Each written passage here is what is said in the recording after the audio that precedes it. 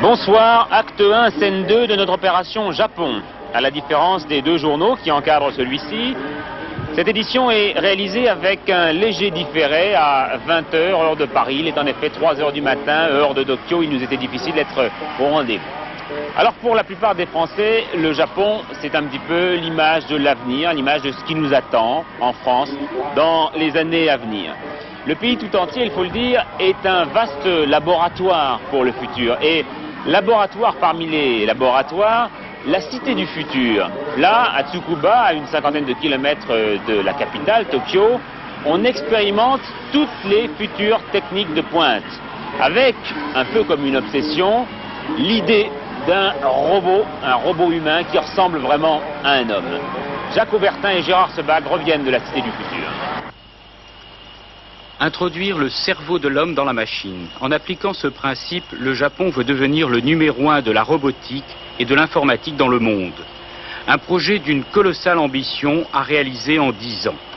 Pour atteindre ce but, les chercheurs japonais ont été réunis dans le centre de recherche de Tsukuba, à 50 km de Tokyo. Maîtres de la robotique industrielle, ils continuent leurs travaux pour construire des robots de plus en plus sophistiqués. Ils étudient chacun des organes de l'homme et surtout la main. Ils partent d'éléments simples pour aboutir à ce résultat.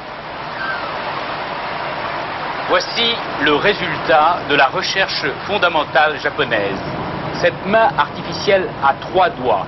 C'est une très grande première.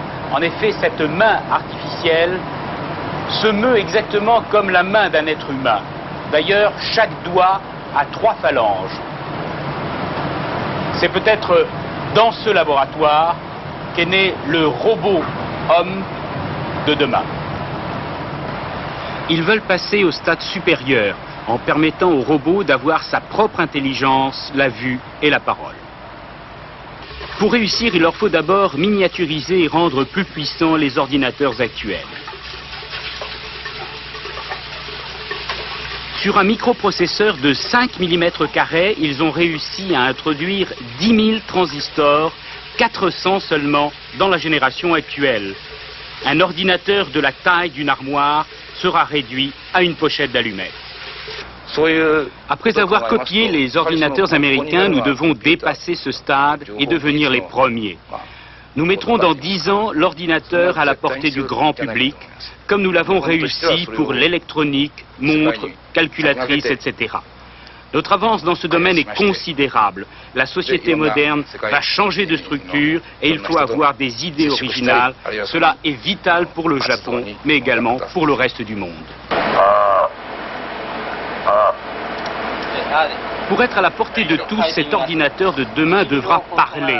Dans ce but, ce chercheur étudie le fonctionnement mécanique de la parole chez l'homme, qu'il reporte ensuite sur un boîtier avec des modules.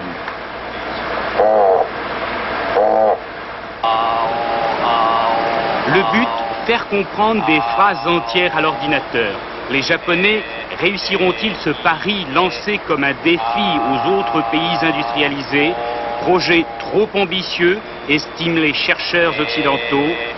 Réponse dans 10 ans.